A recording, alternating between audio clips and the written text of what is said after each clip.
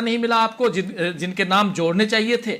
ये सवाल पूछे जा रहे हैं, बहुत गंभीर सवाल पूछे जा रहे हैं योगेंद्र यादव की तरफ से। योगेंद्र यादव यही नहीं रुके, यहाँ इससे आगे भी इससे आगे भी उनका कहना कि ये कहना गलत है कि जिन बच्चों के माता पिता के नाम 2003 की सूची में है उन्हें दस्तावेज जमा करने की जरूरत नहीं है।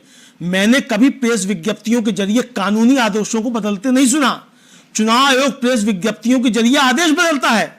समय सीमा के संबंध में एक महत्वपूर्ण बात, चुनाव आयोग के अनुसार सभी फॉर्म की जांच करनी होगी, उनकी एक समय सीमा होती है। जादुई आंकड़ा यह है कि प्रत्येक ईआरओ को प्रतिदिन 4000 से अधिक फॉर्मों की जांच करेगा, साथ ही संदेह, बाढ़ आदि से भी निपटेगा। क्योंकि राजीव जी, ईआरओ जो होता है वो मजिस्ट्रेट स्तर का अधिकारी होता है एक विधानसभा क्षेत्र के अंदर, और उसको जो है इसमें बाढ़ का काम है, तो उसको वो भी देखने हैं, अदालत के मुकदमे भी देखने हैं, कानूनी मुकदमे हैं वो भी देखने हैं, और कानूनी व्यवस्था भी देखनी है। चुनाव आयोग को कुल मिलाकर चुनाव आयोग को घेर लिया यहाँ योगेंद्र यादव ने, और योगेंद्र यादव कह रहे हैं कि ये बिल्कुल गलत कह रहा है चुनाव आयोग कि 2003 में जिसका नाम, जिनके माता पिता का नाम है, उनके बच्चों को मतदाता सूची में शामिल करने के लिए उनका मतलब ये साफ साफ कि उनके बच्चों के माता पिता के नाम 2003 की मतदाता सूची में है, उन्हें दस्तावेज जमा करने की जरूरत नहीं है। ये बिल्कुल सरासर गलत बोल रहा है, झूठ बोल रहा है चुनाव आयोग। कह रहे हैं कि मैंने कभी प्रेस विज्ञप्तियों के जरिए कानूनी आदेशों में बदलाव होते नहीं सुना। चुनाव आयोग प्रेस विज्ञप्तियों के जरिए आदेश बदलता है। समय सीमा के संबंध में एक महत्वपूर्ण बात और ये बताना चाह रहे हैं कि चुनाव आयोग के अनुसार सभी फॉर्म की जांच करनी होगी। जितने भी फॉर्म आएंगे उसकी हम चुनाव आयोग के नियम के हिसाब से, उनके आदेश के हिसाब से सभी फॉर्म की जांच करनी होगी। बहुत अच्छी बात है, आप जांच कीजिए, उसकी भी एक समय सीमा होगी। जादुई आंकड़ा ये है, यहां पर क्या सब कुछ जादू में है क्या? सब कुछ आपके मैजिक फिगर ये है कि हर ईआरओ को प्रतिदिन 4000 से ज्यादा फॉर्म की जांच करनी है। एक ईआरओ को 4000 से ज्यादा के फॉर्म की जांच करनी है। लेकिन उसके अलावा बिहार में इस वक्त बाढ़ है, कभी सूखा है, कभी कुछ और है, हर तरह के प्रॉब्लम्स हैं, हर तरह के डाउट्स हैं, यहां पर संदेह है, इन सब का भी निवारण करना है। बिल्कुल राजीव जी, इन सब का निवारण करना है, ये साफ तौर पर है, और ये जिम्मेदारियां होती है उसके। चुनाव आयोग का काम तो जो है उसको जब चुनाव की प्रक्रिया होती है तब करना होता है, बाकी तो उसका काम सरकार का ही, प्रशासन का ही करना होता है राजीव जी ईआरओ को। और जाहिर सी बात है कि इस समय पूरे बिहार में जो है बाढ़ आई हुई है और ज़बरदस्त तरीके से बाढ़ है राजीव जी, और रेड अलर्ट जारी है बिहार के लिए, मतलब बारिश का मतलब ये और बढ़ेगा। और आपने जो है वो समय सीमा दी हुई है कि आपको जो है 30 दिन के अंदर अपनी आपत्तियां जमा करनी है। आपत्तियां आने के बाद राजीव जी जब इस पर जब जांच शुरू होगी, असली बवाल तो तब शुरू होगा, जो कि योगेंद्र यादव कह रहे हैं कि भाई ईआरओ के सामने 4000 जो है फॉर्म एक साथ उसको एक दिन में जांच करनी है। तो ये कौन सा अलादीन का चिराग है राजीव जी, जिसके जरिए एक दिन में 4000 लोगों की नागरिकता एक ईआरओ जांच लेगा? ये कृपया चुनाव आयोग बताए कम से कम कि ये कौन सा अलादीन का चिराग उसके पास है, ईआरओ के पास, कि एक दिन में 4000 लोगों की नागरिकता जांच लेगा। बिल्कुल बिल्कुल, यहाँ यही नहीं रुके, यहाँ पर योगेंद्र यादव कह रहे हैं कि मेरी पहली अपील कहाँ है, where is my first appeal. 30 सितंबर 2025 को मतदाता सूचियां फ्रीज कर दी जाएंगी, यानी 30 सितंबर 2025 को मतदाता सूचियां बना दी जाएंगी। 25 सितंबर 2025 को चुनाव आयोग मुझे बताएगा कि मेरा नाम हटा दिया गया है।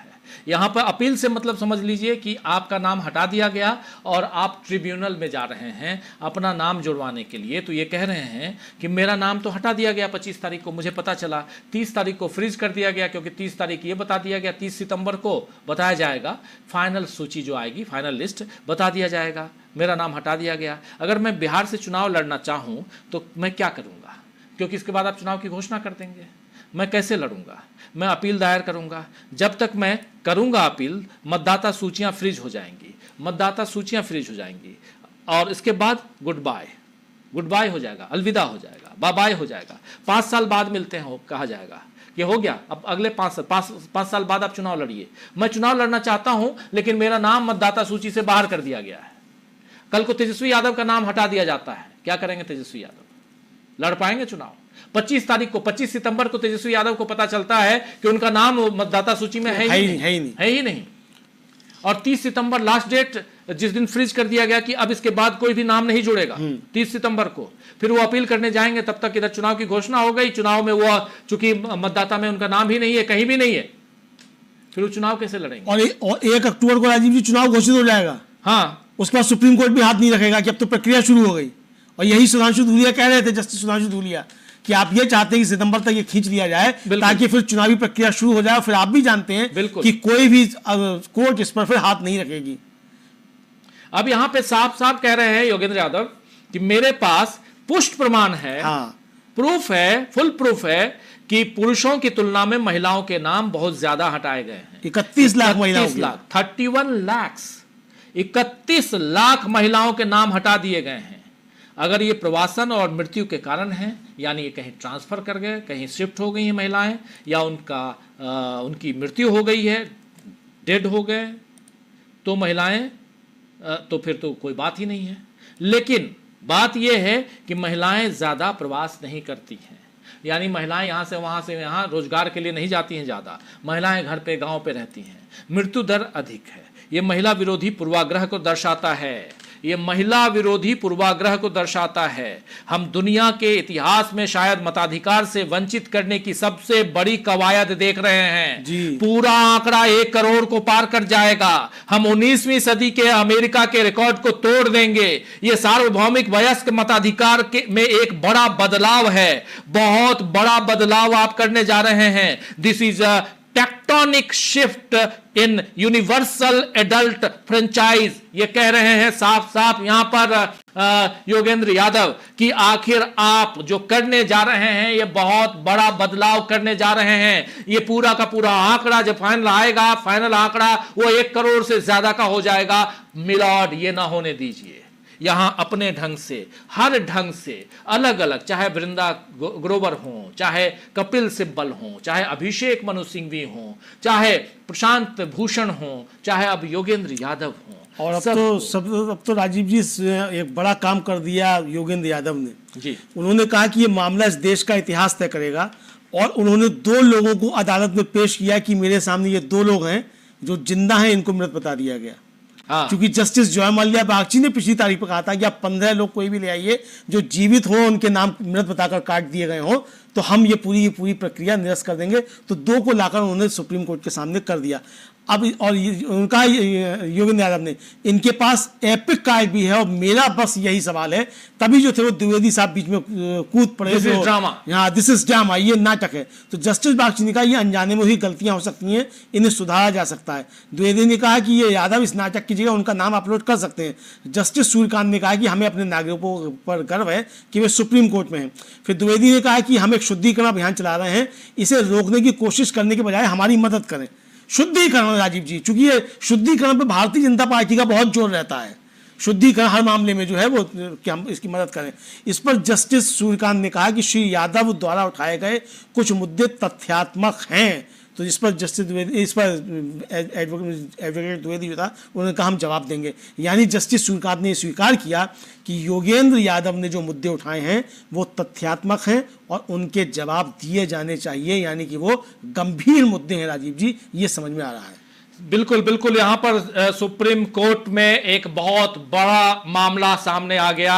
योगेंद्र यादव अपने सामने 2 ऐसे लोगों को सुप्रीम कोर्ट में इस वक्त पेश कर चुके हैं, जो 2 लोग जो जिंदा हैं लेकिन इनके नाम कट गए हैं, हटा दिए गए हैं। यही जस्टिस बागची ने, धुलिया ने, इन लोगों ने कहा था, जस्टिस बागची ने कहा था कि 15 लोगों को ले आइए तो मैं ये पूरी की पूरी प्रक्रिया रद्द कर दूंगा। लेकिन अब यहां पर वो अपनी बात से मुकरते हुए नजर आ रहे हैं जस्टिस बागची। और द्विवेदी यहां खड़े हुए, राकेश द्विवेदी जो सुप्रीम कोर्ट में पक्ष रख रहे हैं चुनाव आयोग का, वो कह रहे हैं कि यादव जी जो हैं, योगेंद्र यादव, इस नाटक की जगह उनका नाम अपलोड कर सकते हैं। ये नाटक कर रहे हैं, योगेंद्र यादव ड्रामा कर रहे हैं, और जबकि उनका नाम अपलोड कर सकते थे। जस्टिस सूर्यकांत कह रहे हैं हमें अपने नागरिकों पर गर्व है कि वो सुप्रीम कोर्ट में है। यहां पर कह रहे हैं we are proud of our citizen that they are in Supreme Court. इन दोनों नागरिकों पर मुझे गर्व है जो सुप्रीम कोर्ट में है। इस पर द्विवेदी कह कह रहे हैं, राकेश द्विवेदी चुनाव आयोग कह रहा है हमें एक शुद्धिकरण यानी ये जो पूरा का पूरी प्रोसेस जो चल रही है वो कंडक्ट कर रहे हैं, प्यूरिफिकेशन का काम कर रहे हैं। We are conducting a purification exercise, हम एक शुद्धिकरण अभियान चला रहे हैं। इसे रोकने की कोशिश करने के बजाय हमारी मदद कीजिए। यहां साफ साफ मदद, हेल्प हेल्प हेल्प कहा जा रहा है कि प्लीज हेल्प मी, चुनाव आयोग कह रहा है। लेकिन चुनाव आयोग यह नहीं कह रहा है कि चुनाव आयोग ने यहां क्या कर दिया है। इसके बाद जस्टिस सूर्यकांत कह रहे हैं कि योगेंद्र यादव द्वारा उठाए गए कुछ तथ्यात्मक मुद्दे हैं, some factual issues raised by Yogendra Yadav, mister Yadav. तो इस पर द्विवेदी कह रहे हैं जवाब देंगे, विल रिस्पॉन्ड, जवाब देंगे, जब उनकी बारी आएगी वो जवाब देंगे, राकेश द्विवेदी जवाब देंगे। लेकिन ये बहुत ही गंभीर मामला यहां सामने आ गया। और राजीव जी, अब जस्टिस सूर्यकांत ने धन्यवाद अदा किया है योगेंद्र यादव का, और ये कहा जस्टिस सूर्यकांत ने कि कुछ मुद्दों पर सुधारात्मक उपाय जरूरी हैं। अगर आपने किए हैं तो बहुत अच्छा, मतलब चुनाव आयोग से कहा अगर आपने किए तो अच्छा, अगर नहीं किए हैं तो हम देखेंगे। और फिर कहा कि धन्यवाद श्रीमान यादव, आपने बहुत अच्छा विश्लेषण किया है, आपकी सहायता के लिए धन्यवाद, सुनवाई कल भी जारी रहेगी। जी बिल्कुल, जस्टिस सूर्यकांत ने कहा कि कुछ मुद्दों पर सुधारात्मक उपाय जरूरी है, some issues require remedial measures. यहां पर साफ साफ कह रहे हैं जस्टिस सूर्यकांत, और कह रहे हैं कि अगर आपने अगर चुनाव आयोग ने ऐसा कुछ किया है तो बहुत अच्छा है, अगर नहीं किया है तो इसको हम देखेंगे, करना पड़ेगा।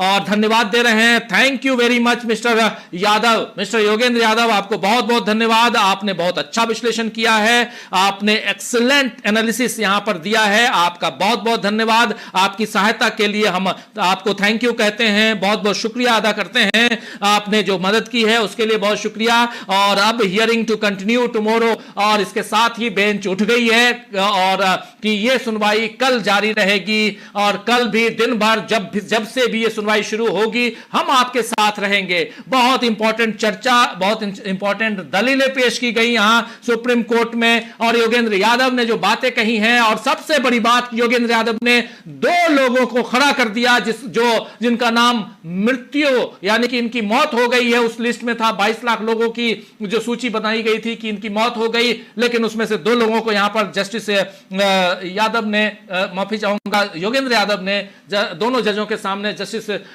सूर्यकांत और जस्टिस बागची के सामने खड़ा कर दिया और कहा ये देखिए। तो इस पर द्विवेदी कहने लगे कि ये ड्रामा कर रहे हैं, और उसके बाद कहे कि आप ड्रामा की जगह अगर हमारी मदद करते, इन लोगों के नाम वहां पर अपलोड करवा देते तो ज्यादा अच्छा होता। तो ये सारी चीजें, चुनाव आयोग पूरी तरह से फंसा हुआ है।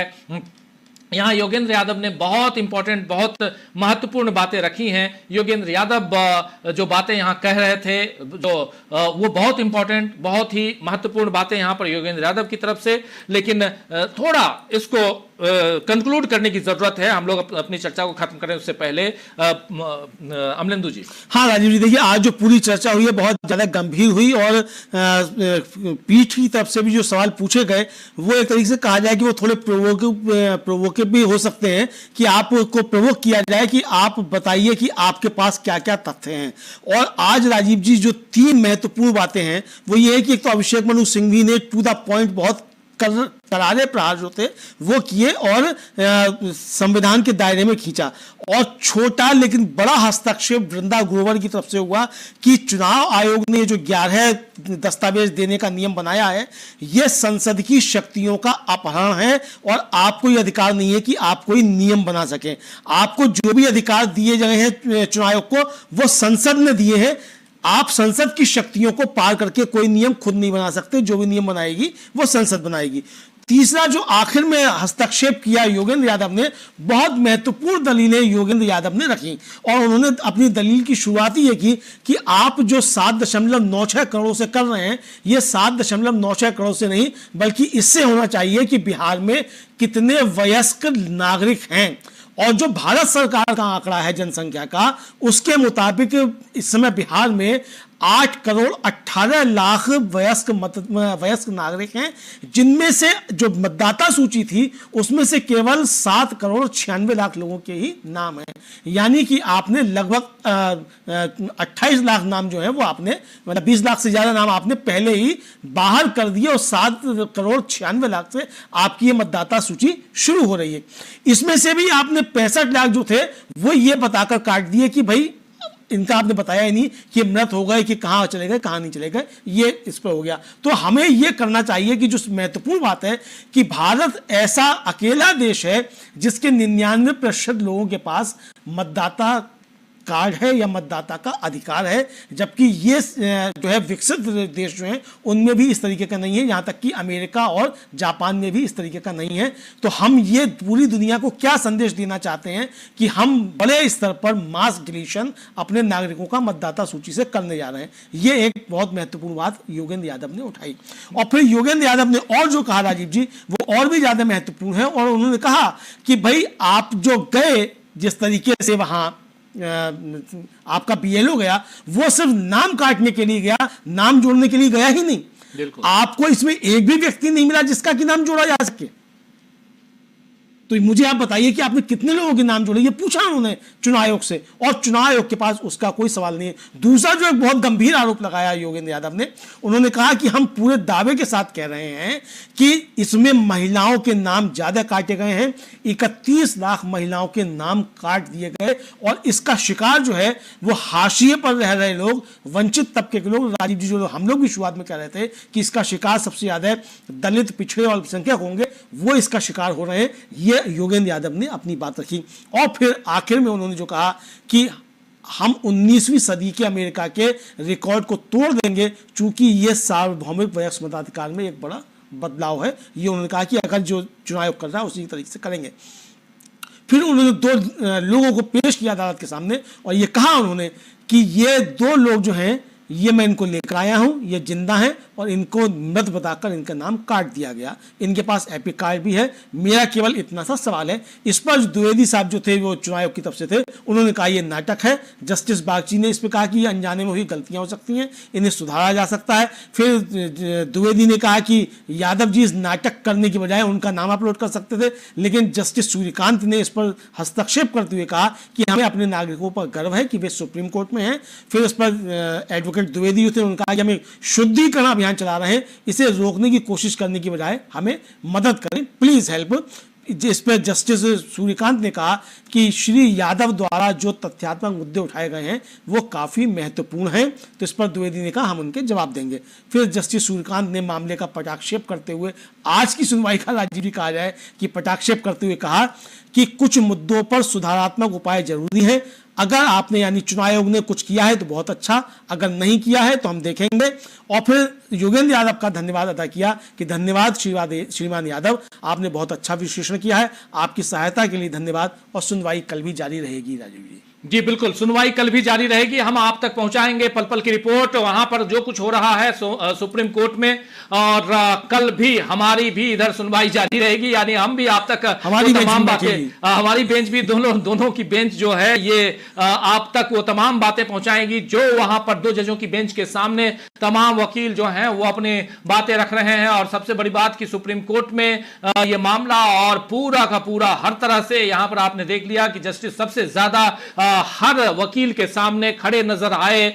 जस्टिस सूर्यकांत ने जो बातें रखी वो साफ साफ दिखाई दे रहा था कि सवाल पूछ रहे हैं चुनाव आयोग की तरफ से। और लेकिन यहां पर योगेंद्र यादव ने जो बात कही है बहुत इंपॉर्टेंट, कि एक भी बीएलओ ये कहने के लिए नहीं गया कि हाँ कुछ लोगों के नाम जोड़ने हैं, जुड़वाने हैं, आखिर नाम कटे ही क्यों, नाम जुड़े क्यों नहीं, ये एक बड़ा सवाल आता है, पैदा होता है। लेकिन नाम कटने के बाद भी अगर विजय कुमार सिन्हा का नाम नहीं कटता है तो इसके भी क्या मायने देखे जाएं। एसआईआर आने के बाद, ड्राफ्टेड लिस्ट आने के बाद विजय कुमार सिन्हा 5 तारीख को, जो उप मुख्यमंत्री हैं बिहार के, 5 तारीख को वो एक लेटर देते हैं, पावती दिखा रहे थे, आप याद कीजिए, रसीद दिखा रहे थे, जिसमें वो बता रहे थे कि हमने एप्लीकेशन दिया हुआ है काटने के लिए। तो ये किस दिशा में जा रहा है बिहार, और किस दिशा में बिहार को ले जाया गया है। और सबसे बड़ी चीज की इलेक्शन कमीशन ऑफ इंडिया जो है, यानी भारत का चुनाव आयोग, निर्वाचन आयोग भी कहते हैं, ये कितना विश्वास का पात्र रह गया है? क्या निर्वाचन आयोग को अपनी विश्वसनीयता बरकरार रखने के लिए इस पर एक गहन चिंतन करने की जरूरत नहीं है? जो गहन पुनरीक्षण का काम कर रहा है उसको सेल्फ चिंतन की जरूरत है, खुद को चिंतन करने की जरूरत इसलिए है क्योंकि उसका विश्वास खत्म होता जा रहा है। जनता का विश्वास खत्म हो जाएगा तो फिर बहुत बहुत गलत होगा, अच्छा नहीं होगा। और ये सारी बातें रखी गई हैं इधर से, यानी योगेंद्र यादव की तरफ से। ये सब कुछ यहां पर जानना समझना जरूरी इसलिए भी है क्योंकि योगेंद्र यादव ने यहां पर साफ साफ कई सारे उदाहरण दिए, दुनिया के अलग अलग लोकतांत्रिक देशों के उदाहरण दिए। उन्होंने जापान, जर्मनी से लेकर अमेरिका तक के उदाहरण दिए कि कैसे कहां क्या चल रहा है। और खासकर जब बिहार में 8 करोड़ 18 लाख मतदाता हो सकते हैं, वयस्क लोगों की संख्या 8 करोड़ 18 लाख है, जबकि 7 करोड़ 90 लाख लोग ही 7.9 करोड़ यानी 7 करोड़ 90 लाख लोग ही मतदाता सूची में शामिल थे, जिनमें से 65 लाख लोगों के नाम आपने हटा दिए। अब 7